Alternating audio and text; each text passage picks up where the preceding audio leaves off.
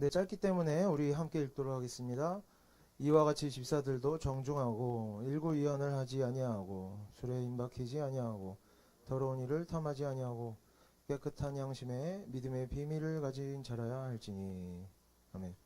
우리가 계속해서 직분에 대해서 배우고 있는데 우리가 8절부터는 이제 집사에 대한 내용이 나옵니다. 하지만 우리가 여기서도 계속해서 이야기하죠. 집사의 직분을 얻기 위한 준비 내용이다. 뭐 나는 집사가 아니니까 상관이 없다 하는 게 아니라 우리가 어떻게 되자? 하나님께 쓰임받을 만한 일꾼이 되도록 준비를 하자. 그래서 본문에 나오는 모든 내용들이 우리에게 아주 중요한 의미가 있는 본문들임을 기억하면서 보면 좋겠습니다. 오늘 본문에서 먼저 집사라는 표현을 쓰고 있는데, 집사라는 표현을 보겠습니다. 집사가 뭡니까? 성경에서 집사라고 번역된 헬라어 단어는 여러분 들어본 적 있으십니까? 집사라는 게 무슨 뜻인지? 봉사자라는 뜻입니다. 봉사자. 집사라는 이 명사 단어를 동사형으로 바꾸면 봉사하다라는 의미가 됩니다. 그래서 집사의 의미는 뭐다? 봉사하는 사람이다. 그러면 어떤 의미에서의 봉사냐? 예수님께서 이제 자신에 대해서 설명하시는데, 자신께서 성육신에서 이 땅에 오신 이유가 뭐다? 섬기러 왔다. 섬김에 있다고 말씀하셨습니다. 마가복음 10장 45절을 제가 읽겠습니다. 인자가 온 것은 섬김을 받으려 함이 아니라 도리어 섬기려 하고 자기 목숨을 많은 사람의 대속물로 주려 함이니라. 물론 여기에 나오는 이제 섬김이라고 번역된 단어는 오늘 본문 디모데전서 3장 8절에 집사라고 번역된 단어와 같은 단어입니다. 그래서 오늘 설명하는 내용에서는 봉사나 섬김이나 집사나 다 같은 단어다. 같은 의미를 가지고 있다. 이렇게 보시면 되겠습니다. 그래서 어떤 섬김입니까? 예수님께서 자기가 섬기러 왔다. 섬기러 왔다고 하셨는데 어떤 섬김? 자기의 목숨을 많은 사람의 대속물로 내어주시는 겁니다. 이 의미가 뭡니까? 대속물로 내어주시는 거예요. 저 사람이 잘못한 것에 대해, 저 사람이 죄 지은 것에 대해 내가 대신 대가를 치르겠다는 거죠. 이게 바로 봉사고 섬김이고 집사라는 것입니다. 그래서 집사의 의미는 이런 의미고, 신약시대 당시의 배경에서 봉사라는 단어, 헬라어, 이제 당시 헬라 시대에, 그리스 시대에, 그리스 로마 시대에 이제 봉사라는 단어는 그리스도께서 행하신 섬김도 봉사라고 불렀지만 국가에 대한 봉사, 또 하나님에 대한 봉사, 뭐 연약한 자들, 약자에 대한 봉사, 그리고 종이나 노예 등이 하는 어떤 활동, 천한 일로서의 봉사 등 이런 것들도 다 똑같은 단어가 사용이 되었습니다. 근데 여러 가지 의미들이 있지만 이 모든 봉사에는 공통점이 있습니다. 작은 일도 있고 큰 일도 있고 낮은 자가 섬기는 일도 있고 뭐 이렇게 권세 있는 사람이 헌신하는 일도 있지만 모두 다 공통점이 있다. 공통점이 뭡니까? 이것을 벗어나면 봉사가 아니게 되는 겁니다. 봉사의 특징은 뭐냐?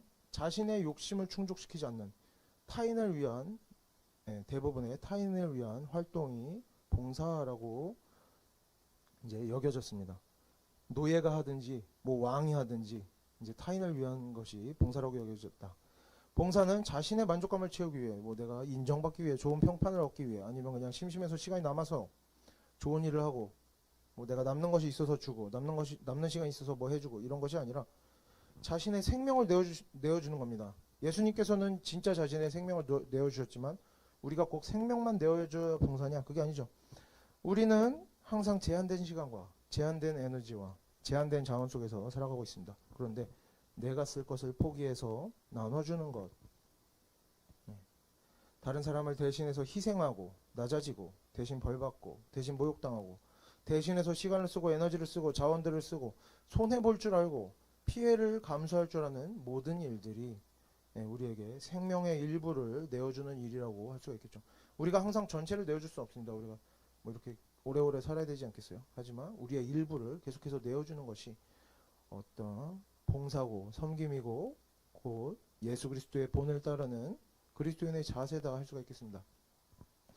예수님께서는 자신을 모욕하는 죄인들을 위해서 침뱉음을 당하시고 죄인 취급을 받고 자신의 생명을 내어주시면서 그것을 섬김이라 말씀하셨습니다. 모욕당하는 것도 희생이죠. 남을 대신해서 내가 모욕을 당한다. 저 사람이 잘못했는데 내가 욕을 먹고 내가 뒤집어 쓴다. 이런 것도 다 섬김이고 봉사인 것입니다. 그래서 이렇게 집사의 직분을 받는 이 일로 돌아가서, 집사의 직분을 받는 일은 교회 공동체를 위해서, 다른 사람들을 위해서, 심지어 원수 같은 사람들을 위해서 사랑하는 마음으로 자신을 완전히 내어주기로 결단한 사람이 자기 것을 이제 내가 손해버리라, 피해를 받으리라, 내가 내 것을 대신 내어주리라 결단한 사람이 이제 자신의 결단을 교회 공동체의 모든 사람들 앞에서 고백하는 일, 이것이 뭡니까? 직분을 받는 일이죠. 내가 집사로서 직분을 받는다는 건 이런 겁니다. 내가 이제 섬기는 자가 되리라, 봉사하는 자가 되리라, 내 자신을 이제 다른 사람들을 위해 내어주리라. 이것이 바로 집사의 직분을 받는 일이 되어야 하는 것이죠. 근데 처음부터 생명을 내어줄 각오가 있어야만 집사의 직분을 받아야 되고, 뭐 아니면 다 거짓말이고, 모든 일을 뭐 그런 태도로 감당해야 되고, 이러면 너무나 과도한 요구가 될 수가 있겠죠. 하지만 이제 계속해서 살펴보듯이 우리가 자격을 갖추지 못하고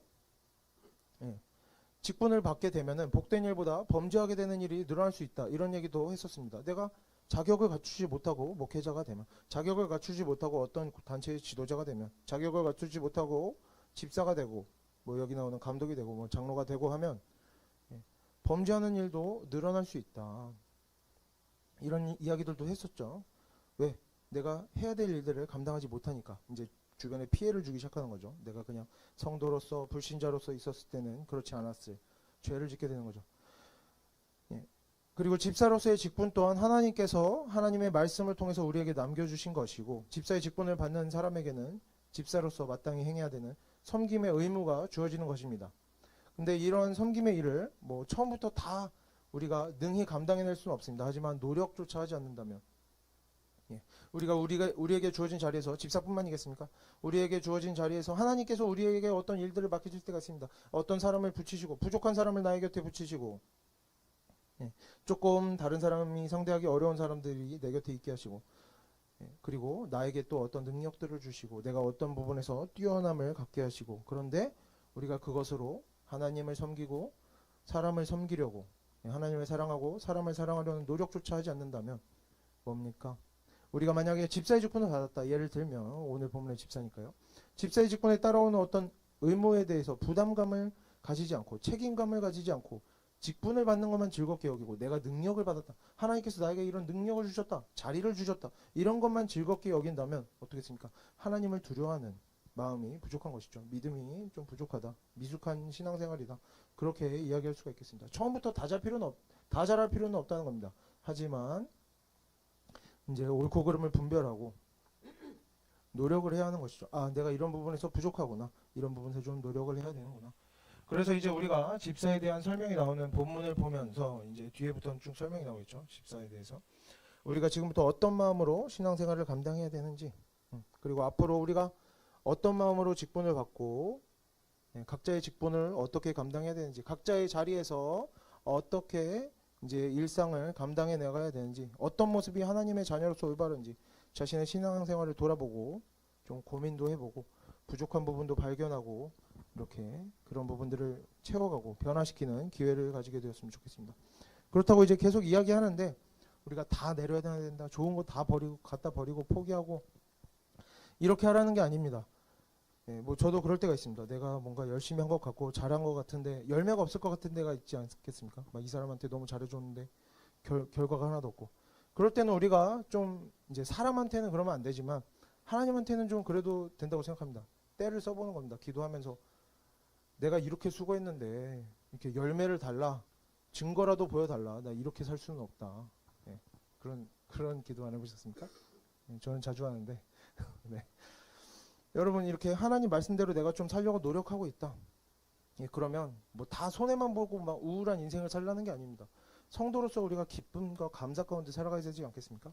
근데 내가 좀 너무 힘들다, 내가 정말 하나님 말씀대로 살려고 노력하는데 잘 안 되고 힘들고 지친다, 그럴 때는 하나님께 떼쓰는 겁니다. 보여달라, 증거를 보여달라. 그리고 그러면 그때마다 분명히 이렇게 하나님께서 자신의 어떤 일들을 보여주실 것이라고 믿습니다. 아니면 또 내가 어떻게 더 잘할 수 있는지 그런 것들을 알려주시고, 아무튼 우리가 부족한 부분들이 있다면 또 기도로 체험받고, 사람한테 또 뭐 어떤 놀러 가고 막 이런 것들로만 위로를 받으려고 하는 것이 아니라 우리가 정말 하나님을 우리 아버지로 여기고 하나님을 통해서 위로받는 그런 경험들도 좀 하셨으면 좋겠습니다. 다음으로 계속해서 이제 8절을 보면 집사들도 정중하고 라고 나옵니다. 정중하고. 집사는 뭐 해야 된다? 정중해야 된다. 정중함이라는 이제 성품을 우리가 또 추구해야 된다는 거죠. 정중함이 뭡니까, 여러분? 여러 가지 의미를 가지고 있는 단어에서 한마디로 딱 정의하기는 어려운데 뭐 이런 의미들이 있습니다. 이제 헬라어로 사전을 찾아보면 존경받을 만하다. 뭐 많이 이야기했던 거죠. 존경받을 만하다, 고상하다. 이제 품격이 있다, 품위가 있다. 이런 의미들을 포함하는 단어입니다. 이런 의미들 이미 디모데전서 앞쪽에서 반복해서 나왔던 표현들이었습니다. 하지만 우리가 이런 것들도 기독교인, 그리스도인들이 반드시 갖춰야 되는 어떤 의무가 있는 태도들이다라고 생각하지는 않는 경우들도 많이 있죠. 예. 하지만 어떻다? 성경에서 요구하고 있다. 분명히 요구하고 있다. 정중해야 된다. 품격이 있고 품위가 있어야 된다. 뭐 저도 아직 그렇진 않은데 우리가 다 같이 함께 노력할 수 있었으면 좋겠습니다. 품위 있는 사람이 되도록. 그래서 이런 내용들은 지금 목회자나 장로, 집사 등 모든 직분자들이 갖춰야 하는 요구사항으로 반복해서 나오고 있기 때문에 뭐 특정 직분만 갖춰야 되는 것이 아니라 모든 성도들에게 필요한 내용이다. 성도들에게 그리고 어떤 아주 중요한 핵심적인 덕목이다. 이렇게 보시면 좋을 것 같고, 아무래도 디모데가 목회하던 에베소 교회 안에서는 배경은 이런 것 같습니다. 성도든지 뭐 이단들이든지 교회 안에서 어떤 모습이 있었다. 왜 이런 교훈을 하겠어요? 왜 정중해야 된다. 왜 이런 말을 하겠습니까? 교회 안에서 이런 일들이 많았던 겁니다. 무례한 행동이나 말을 함부로 하는, 쉽게 하는 그런 사람들이 많아서 문제가 되었기 때문에 특히 지금 이런 덕목을 강조하고 있을 것이라 볼 수가 있겠죠. 그리고 당연히 이런 문제는 지금 이 시대에도 얼마든지 문제가 되는 경우들이 많기 때문에 우리에게는 여전히 중요하다고 할 수가 있겠습니다. 예, 저도 아직 이런 모습들을 다 버리지 못했지만, 그리고 누구나 가지고 있는 모습들이죠. 우리가 남들에게 피해를 주지 않더라도 이제 하나님께서 보시기에, 그리고 우리 스스로 생각하기에 어떤 좀 경박하고 무례한 것 같은 말과 행동들이 우리 안에 있다. 그러면 아직 우리가 그 부분에 있어서 좀 하나님의 기준에 합당하지 못한 삶을 살아가고 있다. 이런 것들을 생각을 해야 된다는 겁니다.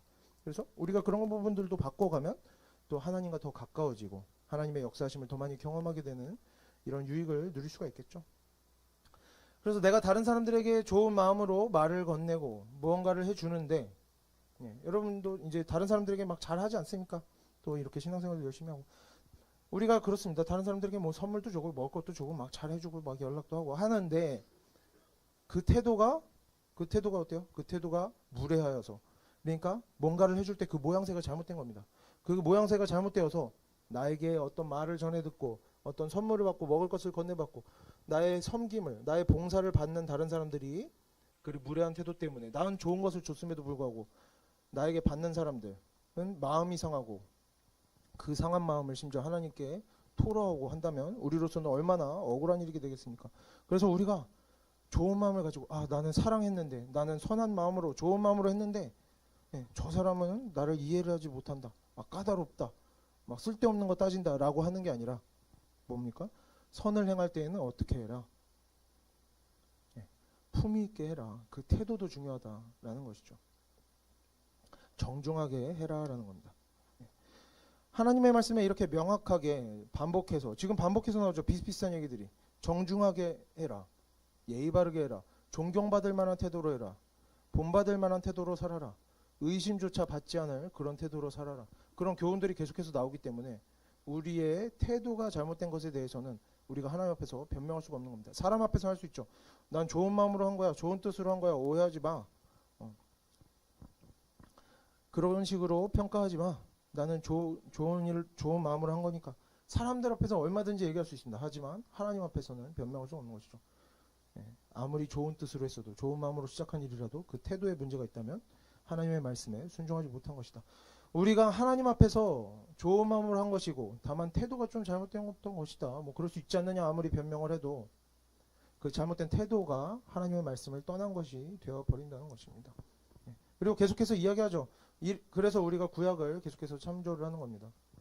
우리가 성전의 규격이 얼마나 까다롭습니까? 제사장의 의복들이 얼마나 까다롭습니까? 규격을 지키지 않으면, 의복의 격식을 지키지 않으면 성소로 지성소로 들어갈 수가 없는 겁니다. 예배를 드릴 수가 없는 겁니다, 여러분.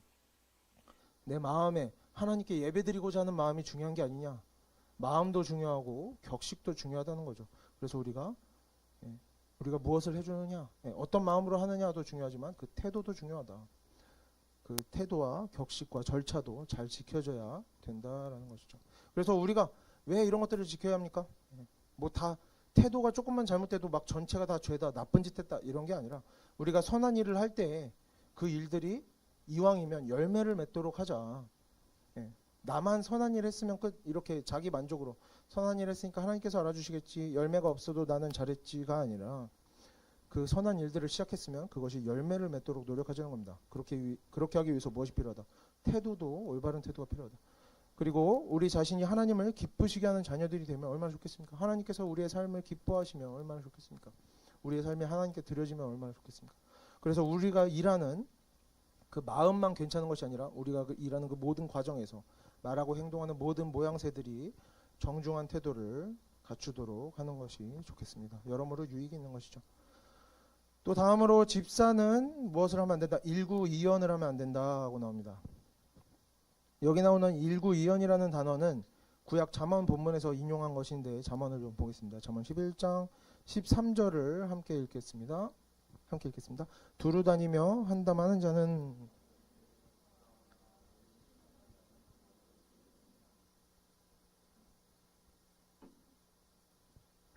여기서 이제 비밀을 누설하다라고 나오죠. 이 누설하다, 비밀을 누설하다 해서 누설하다라는 단어가 디모데전서 본문의 일구이연과 같은 단어입니다. 그리고 지금 잠언 앞부분을 보면 두루 다니며 한담하는 자라고 나오는데 우리가 전에 뭐라고 나왔어요? 디모데전서 앞부분에 이단에게 속아 넘어간 여자들이 돌아다니며 한담하는 것으로 시간을 낭비한다, 이런 이야기 본 적이 있었죠.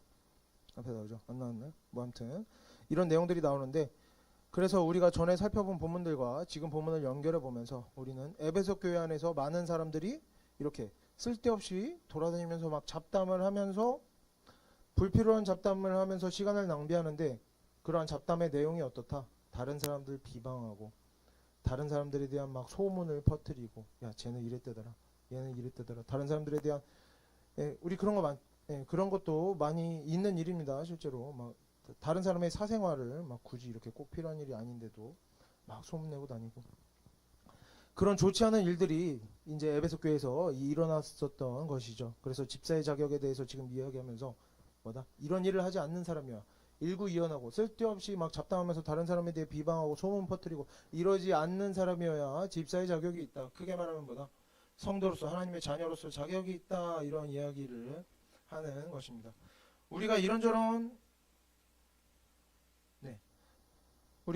사건을 해결하는 일에만 집중하면 이 사람에 대해서 이야기하고 저 사람에 대해서 이야기하고 온갖 잡다한 사건 사고들에 대해 대화를 나누는 것이 너무나 중요하고 필요한 일처럼 여겨질 수 있습니다. 뭐, 야 이런 것도 우리가 알아야 되지 않겠느냐, 뭐 온갖 교회 사건 사고들, 그런 것들을 막 이야기하고 하는 것이 필요한 일처럼 여겨질 수 있습니다. 다른 사람들이 뭔가 잘못해서 문제가 일어났다고 생각하면 다른 사람들을 탓하고 정죄하는 거 말고는 내가 다 해결할 수 없으니까 막 그런 이야기들을 퍼뜨리고 소문을 내고 막 대화를 하는 거죠. 재밌으니까. 그런 것들이 뭐 중요하다고 해서 그렇게 이야기할 수 있습니다. 쓸데없는 이야기가 아니야, 막 중요한 얘기야, 막 우리가 이런 건 알아야 되지 않겠느냐, 막 이렇게 할 수 있지만, 우리에게 찾아오는 사건 사고들 중에 많은 것들은 그 원인이 다른 사람들의 부족함에 있을 수 있습니다. 저 사람이 잘못해서 나와 저 사람 사이에 문제가 생겼고 뭔가가 잘 안 됐고 할 수도 있지만, 결국에 뭡니까? 결국에 모든 일들이 우리에게 더 많은 지혜가 생기고 우리의 성품이 더 나은 모습으로 변화되어지면 저 사람이 여전히 문제가 있어도 쉽게 해결을 할 수가 있게 되는 것입니다. 다른 사람들이 아무리 부족하고 문제가 있어도 내가 그것들을 능히 품어낼 수 있는 지혜와 넓은 마음이 있다면 다 해결할 수 있는 것 아니겠습니까? 물론 내가 문제여서 그랬다, 이런 얘기를 하는 건 아닙니다. 그럼에도 나만 변화되어져도 해결할 수 있다라는 것이죠. 다른 사람에 대한 안 좋은 소문들, 뭐 안 좋은 얘기들 다 퍼뜨리면서 하는 게 막 필요하냐? 꼭 그렇진 않다는 겁니다. 우리가 이런 것들을 정말 뭐 맞고 틀리다 이런 것을 벗어나서 어떻게 정말 더 하나님의 뜻대로 뭔가를 해결해 나갈까? 내가 어떻게 하나님의 뜻 안에서 문제들을 해결하고 어려움들을 해결해 나갈까? 그래서 고민이 필요한 겁니다. 저 사람이 잘못한 게 맞아, 저 사람이 실수한 게 맞고, 그래도 우리가 내 스스로 내 안에서의 어떤 변화를 통해서도 그런 것들을 해결해 나갈 수 있다는 거죠. 그리고 하나님 앞에서 지혜가 생기고 성품이 변화되어지는 것은 뭐 성도 간에 다른 사람에 대한 안 좋은 얘기를 하면서 비밀을 누설하면서 소문에 대해서 주거니 받거니 하면서 그런 일들을 통해서 우리의 지혜가 생기고 성품이 나아지고 하는 것이 아닙니다. 뭘 통해 변화되어집니까? 우리가 하나님의 말씀을 잘 듣고 배우면서 하나님의 말씀대로 살려고 노력할 때에 우리가 변화되어지는 것이죠. 문제의 해결책이 어디 있다? 하나님의 말씀에 있다. 우리가 아무리 다른 사람들하고 많은 대화를 나누고 이런저런 소문에 대해 아무리 많이 이야기를 나누고 많이 알아도 다른 사람들을 아무리 탓해도 저 사람이 잘못했으니까 저 사람 욕하고 해도 이런저런 문제 있는 사람들에 대한 여러 가지 소문과 정보들 공유해 봐도 결국에는 내 자신이 하고 싶은 말이 있어도 삼켜내고 답답하고 속상한 상황에서도 좀 참고 견디고 희생도 하고 손해도 보고 피해도 보고 우리 자신의 무례하고 부족한 행동들을 우리가 스스로 교정해 나갈 때 이렇게 하나하나 내 자신이 죄를 멀리하고 선을 행하고 실제 하나님의 말씀대로 살아가는 일이 행해지고 반복되고 훈련되어져야만이 우리의 삶의 열매가 나타나고 우리의 영혼이 더 나은 모습으로 변화되어져 갈 수 있는 겁니다. 우리의 인생이 더 나아질 수 있는 것이다. 왜? 저 잘못하는 사람이 나에게 계속 안 좋은 일을 합니다. 내가 저 사람을 막 혼냈어. 저 사람이 나에게 더 이상 막 하지 못해. 그러면 어떻게 됩니까? 또 다른 사람이 나타나는 겁니다. 결국에 뭐예요? 내가 변해야 되는 거예요. 이 사건이 해결되면 저 사건이 나타나고 이 사람이 떠나가면 저 사람이 다가옵니다. 우리 자신이 변화되어져야 된다. 그 모든 것들을 품을 만한 그릇이 내 안에 만들어져야 결국에 문제가 해결되는 것이죠. 그래서 지금 디모데전서에서도 비슷한 내용들을 이제 세세한 부분까지 설명하고 있는데 뭐 정중해라, 예의 바라라, 뭐 존경받을 만하다. 이런 일들이 비슷비슷한 것들이 반복되어지고 있습니다. 그런데 우리가 성경에서 뭐 대강 짚고 넘어가면은 적용하기가 너무 힘들다, 추상적이다, 실제로는 그렇지 않다, 뭐 이렇게 생각하다가 또 비슷비슷한 얘기가 반복해서 나오면 맨 똑같은 것만 나온다 이렇게 하고 지겨워하는 것이 아니라 우리가 어떻게 하겠습니까? 각각의 상황에 미묘하게 달라지는 상황 속에서 우리가 성경의 교훈들이 어떤 식으로 성도들에게 어떤 삶을 요구하는지 어떤 의무들을 요구하는지 우리가 자세히 살펴보고 우리가 이러한 말씀들을 우리의 삶 속에 그대로 녹여내려고 노력해야 할 필요가 있겠습니다. 그래서 다음으로는 뭡니까? 술에 임박히지 아니하고 라고 나옵니다. 여기서 이제 전에도 술에 대한 이야기가 나왔죠. 이렇게 술에 대한 이야기가 지금 반복해서 나온 걸 보면 우리가 추측해 볼 수 있죠. 에베소 교회가 어땠다? 좀 술 때문에 문제가 있는 사람들이 많았다. 이렇게 볼 수가 있겠고. 여기서 임박히다라는 건 뭡니까? 임박히다라는 것은 어떤 것에 집착하는 태도를 말합니다. 성경에서 술을 절대로 마시면 안 된다. 이런 식으로 말하지는 않는다고 전에도 이야기했지만 술에 대해 경계하는 표현이 이렇게 반복해서 나오는 걸 보면 문제가 상당했다. 그리고 그것을 또 성경에서 어떻게 했다? 하나님께서 어떻게 보신다? 심각한 것으로 보신다라는 거죠. 신약 시대나 지금 이 시대에나 그래서 술 마시는 일에 집착을 보이는 것은 문제가 되는 것이다 라고 할 수가 있겠습니다. 술에 집착한다는 게 뭡니까? 내가 원하는 때에 원하는 만큼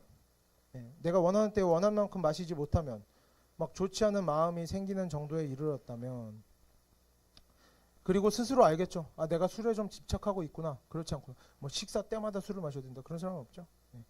그런데 이제 여러 가지 경우에 아마 자기 자신만의 다른 기준들이 있을 것 같은데 여러분 잘 생각을 해보시기 바랍니다. 하나님께서 보시기에 어떤지. 그래서 우리가 자신이 돌아보기에 술에 좀 집착하는 상태가 되어 있다면 어느 정도 이제 남들이 보기에 알코올 중독, 의학적으로 알코올 중독이 아니어도 어느 정도 정서적으로 중독이 된 상태. 즉 오늘 본문에서 말하는 이런 술에 임박힌 상태가 하나님께서 좋지 않게 보시는 상태다라고 할 수가 있겠습니다. 그래서 우리가 여전히 술을 마시고 있는 경우에라도 뭐 당장부터 뭐 한 모금도 마시지 마라, 아주 끊어라 할 수는 없겠지만 내 마음에 하나님과 술 중에 어느 것이 앞서 있는가? 내가 하나님의 말씀을 더 중요하게 여기는가? 아니면 술을 더 중요하게 여기는가? 어느 것을 더 기뻐하는가? 이것들을 계속해서 스스로 생각하고 돌아보면서 부족한 부분들이 있다면, 문제가 있다면 지금부터 조금씩이라도 고쳐나가려고 애써야 할 것입니다. 2잔 마시던 거 1잔 마시고 10번 마시던 거 5번 마시고 좀 이렇게라도 고쳐가 봤으면 좋겠습니다. 다음으로 이렇게 나옵니다. 더러운 일을 탐하지 아니하고, 여기서 더러운 이라는 것은 수치스러운, 부끄러운 이라는 의미를 가지고 있습니다. 그래서 이익이라는 건 뭡니까? 이익이죠. 예. 이렇게 부끄럽고 수치스러운 이익이란 무엇이냐? 부끄럽고 수치스럽다는 건 뭐예요? 남에게 들켰을 때, 대중에게 공개되었을 때 부끄러움을 당할 만한 그런 부끄러운 방식으로, 잘못된 방식으로 취한 이익이라고 볼 수가 있겠죠. 어떤 식으로든 뭐 횡령을 하거나 일을 하지 않고 뭐 야근 수당을 챙기거나, 뭐 대표적으로 이런 일이겠고, 뭐 윗사람이 부하 직원을 착취해서 이익을 챙기거나, 음식이나 물건의 원재료를 속이거나, 뭐 도둑질이나 이런 일들이 많은 사람들 앞에서 공개되었을 때 부끄러움을 당할 만한 일들이 되는 것이라고 볼 수가 있겠죠. 뭐 여러 가지 있겠죠. 그리고 우리가 항상 뭡니까? 우리가 도둑질하는 사람 많지 않아요. 도둑질하고 횡령하는 사람 많지 않은데, 금전적인 이익뿐만 아니라 정서적인, 여기 잡음이 계속 나는데 이거 좀 꺼줄래요? 그냥. 금전적인 이익뿐만 아니라 정서적인 이익도 생각해 볼 수 있습니다. 내가 실제 나보다 조금 더 그럴듯해 보이고자 할 때, 사람들 앞에서 인정받고자 할 때, 우리가 어떻게 할 때 이제 부끄럽고 수치스러운 이익이 됩니까? 남들이 모를 만한 거짓말들을 조금씩 늘어놓고 과장하고 자랑하고 하면 돌아서서 어떻게 됩니까? 부끄러움을 느끼게 되는 거죠. 안 그렇습니까, 여러분? 예. 나도 모르게 뭐 일부러 그런 사람은 별로 없을 겁니다. 근데 약간 뭐 그 자리에서 뭐 분위기가 그렇고 약간 흥분을 해서 거짓말하고 과장하고 자랑하고 이런 일이 있으면 이제 돌아서서 부끄러움을 느끼게 되죠. 예. 왜? 이것들은 남들 앞에서 드러났을 때 그것이 거짓임이 자랑임이 과장이었음이 드러나면 부끄러움을 느끼고 수치심을 일으킬 만한 일이겠죠. 그래서 이런 것들이 다보다 본문에서 말하는 더러운 이익이다. 남들에게 공개되었을 때 부끄러울 만한 내 욕심대로 한 모든 일들은 더러운 이익이라고 할 수가 있겠습니다. 우리가 작은 욕심 때문에 저지르는 들키지 않을 것 같은 작은 죄들, 약간의 횡령과 도둑질과 약간의 과장과 약간의 거짓말들, 약간의 뭡니까? 자신을 높이게 되는 모든 것들이 사람들 앞에서 공개적으로 드러나게 되는 그날에는 우리를 지독한 부끄러운 가운데로 몰아가게 되는 것입니다. 그리고 그날이 언제 온다고? 마지막 날에 그때가 온다는 거죠. 하나님께서 이 땅에 오시면. 예. 그래서 우리가 이런 작은 일들, 별것도 아닌 일들이 우리를 부끄러운 자리로 몰아갈 수 있다는 것을 깨닫는다면, 우리에게 수치심을 가져올 수 있다는 것을 우리가 깨닫는다면, 우리가 차라리 가진 것이 조금 부족하게 되더라도, 사람들 앞에서 조금 모자라 보이고 없어 보일지라도 이런 죄들을 멀리하려고 하는 습관을 가지려고 우리가 훈련을 하고 조심하는 것이 우리에게 유익할 것이라고 생각이 됩니다. 뭐 직분을 가진 사람뿐만 아니라 모든 성도들이 이런 죄와 욕심을 멀리하면 유익을 누릴 수가 있겠죠.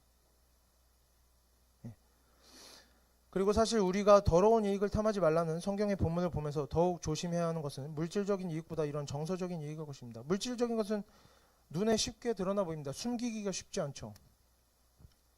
지금 당장 드러나지 않아도 누군가 알고자 하기만 하면 언제든지 과거의 일도 다 쉽게 드러납니다.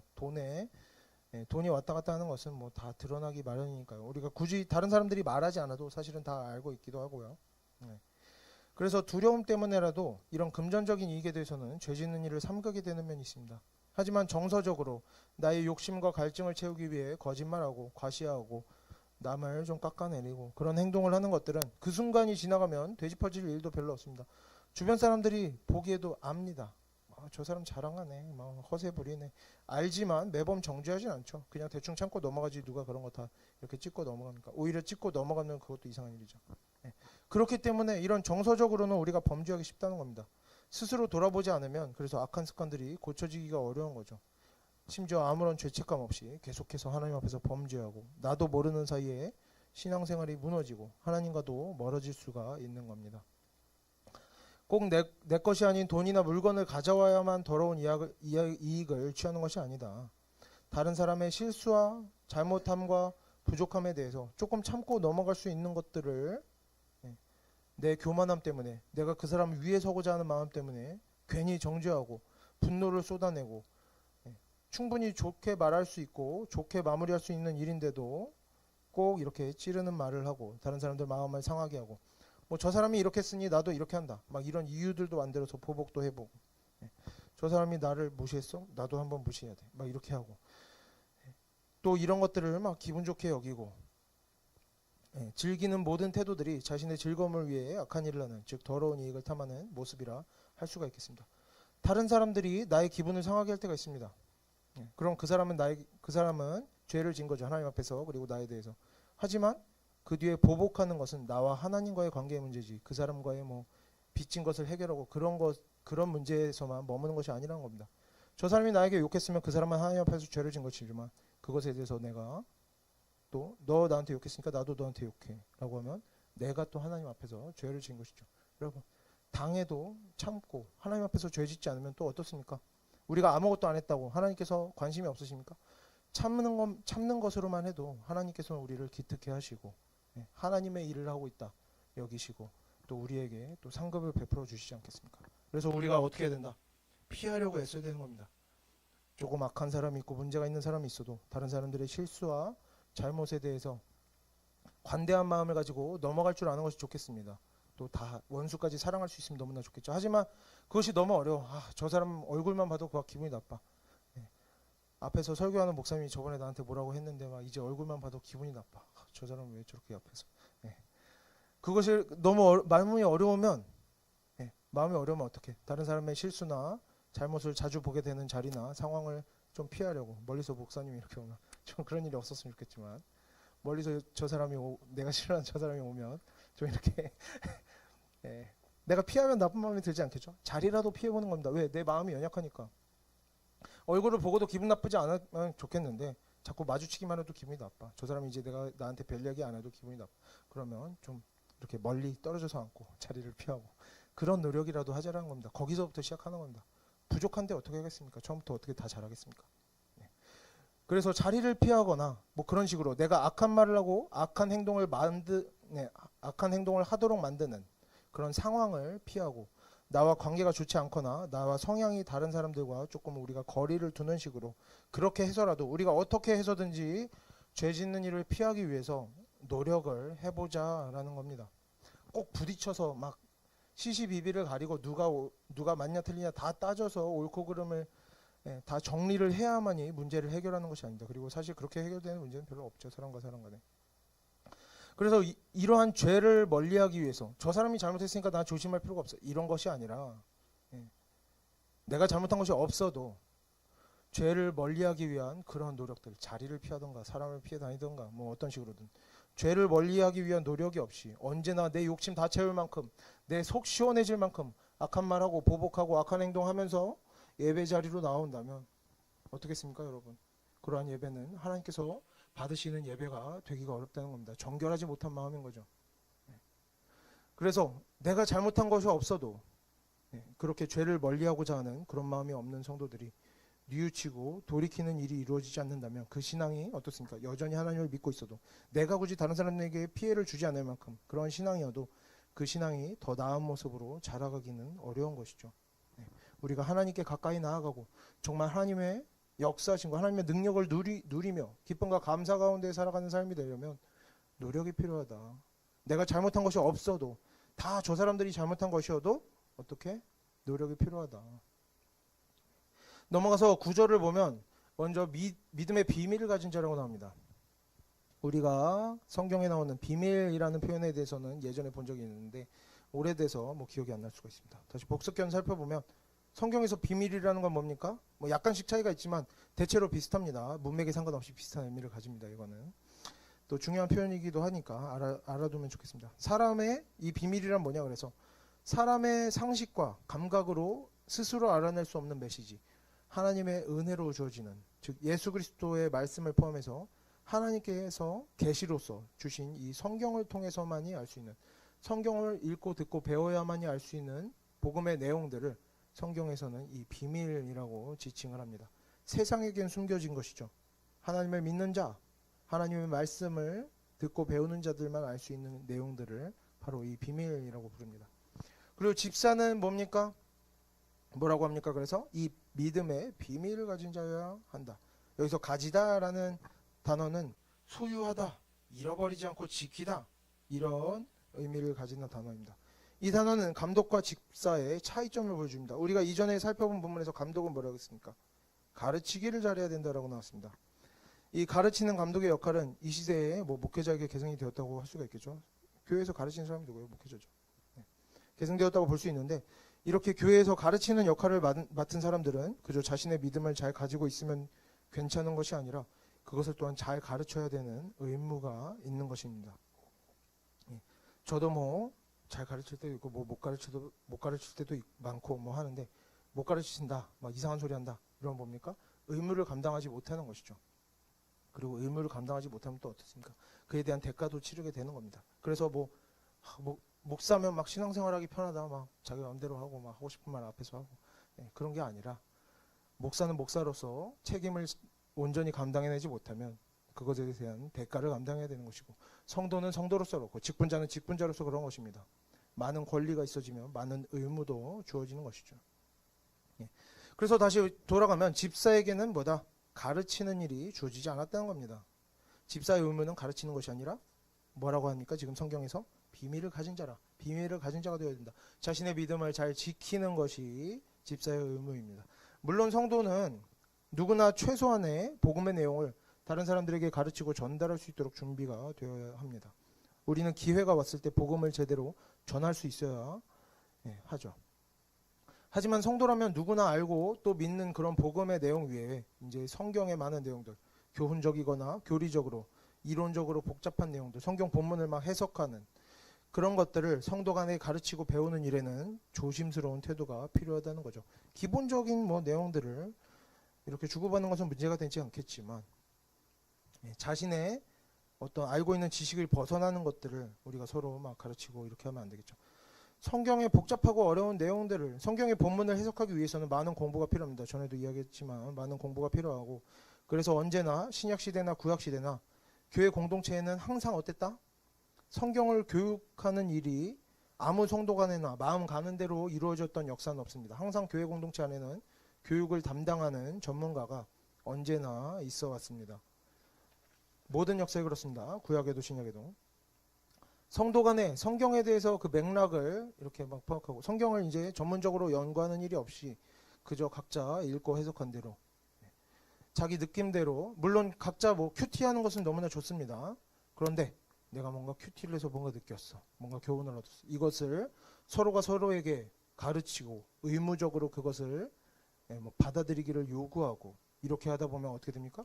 예배와 교회 공동체의 모든 성도들의 각자의 생각과 마음들이 막 중구난방이 되겠죠. 서로 간의 의견 차이로 분열합니다. 이 사람은 이렇게 가르치고 저 사람은 저렇게 얘기하고, 그러다 보면 서로 분열하고 서로 정죄하고, 네가 맞네, 내가 맞네, 누가 틀렸네, 서로 간에 또 그렇게 헛된 교훈을 가르치고 배우고 다투고 막 또 자기만의 그런 것들로 세월을 낭비하게 될 것이기 때문에 이런 일들은 정말 조심해서 이루어져야 하겠습니다.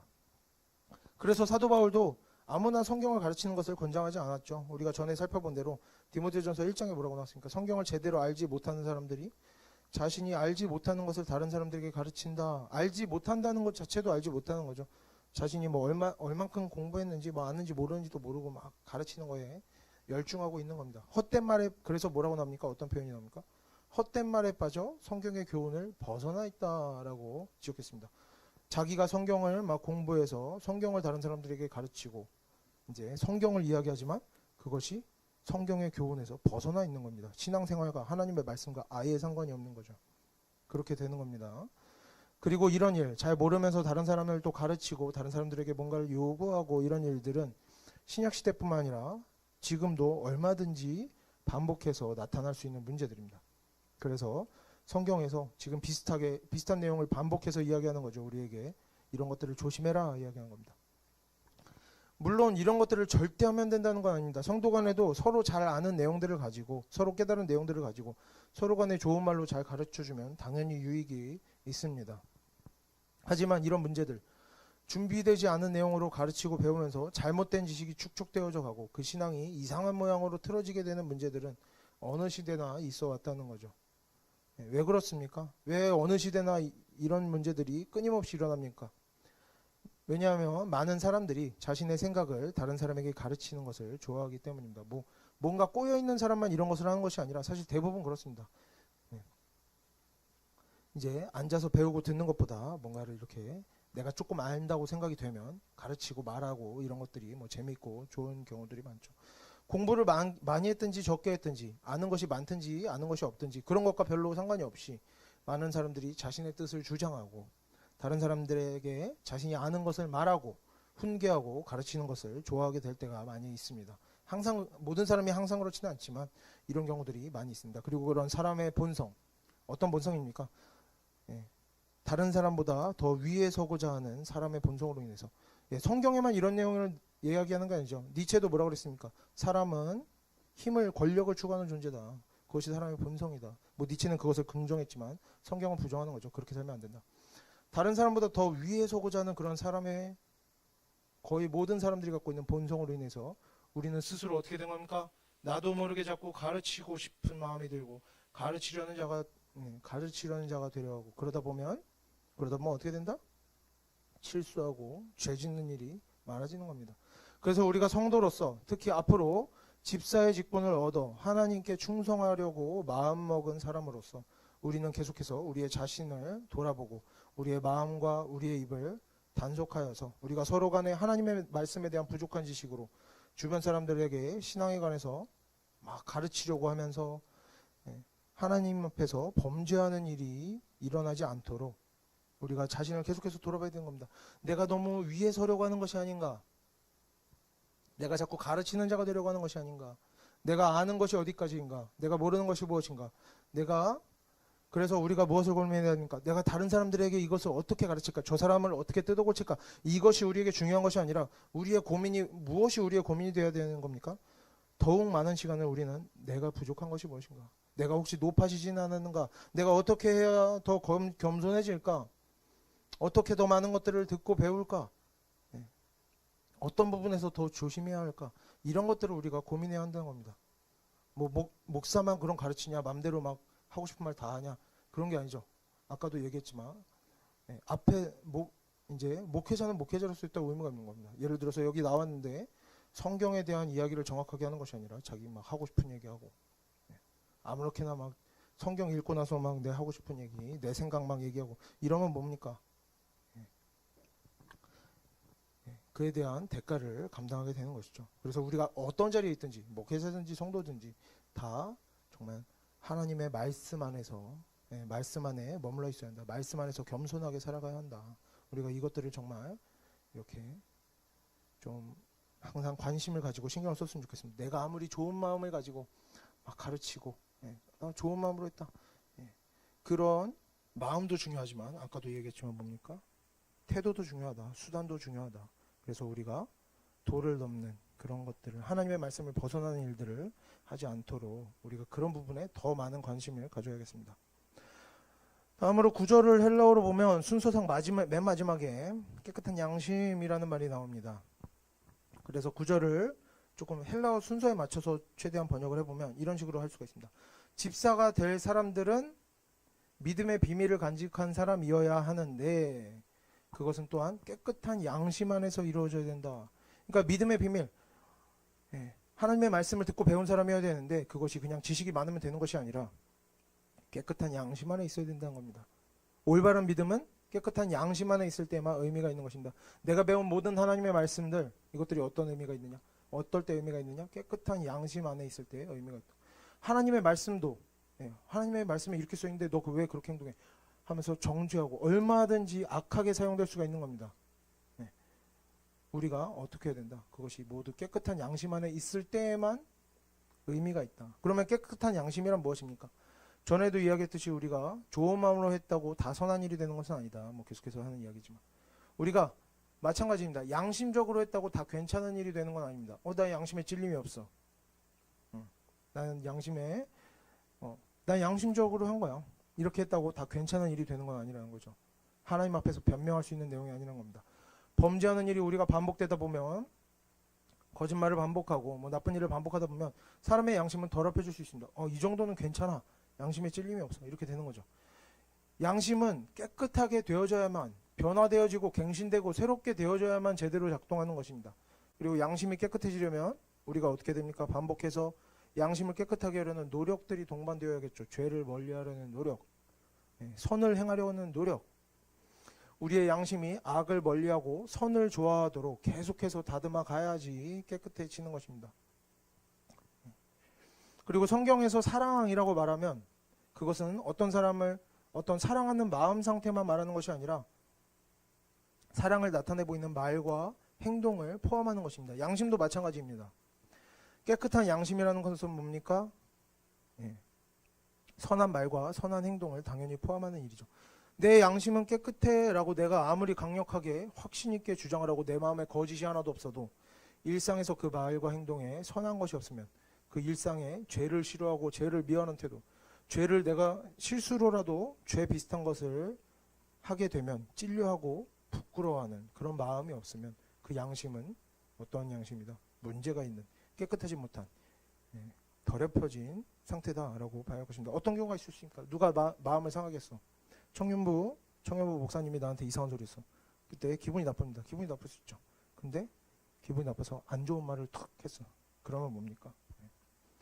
나는 할 말한 거야 라고 하지만 이제 깨끗한 양심이 되지 않은 상태다, 이렇게 할 수가 있겠다.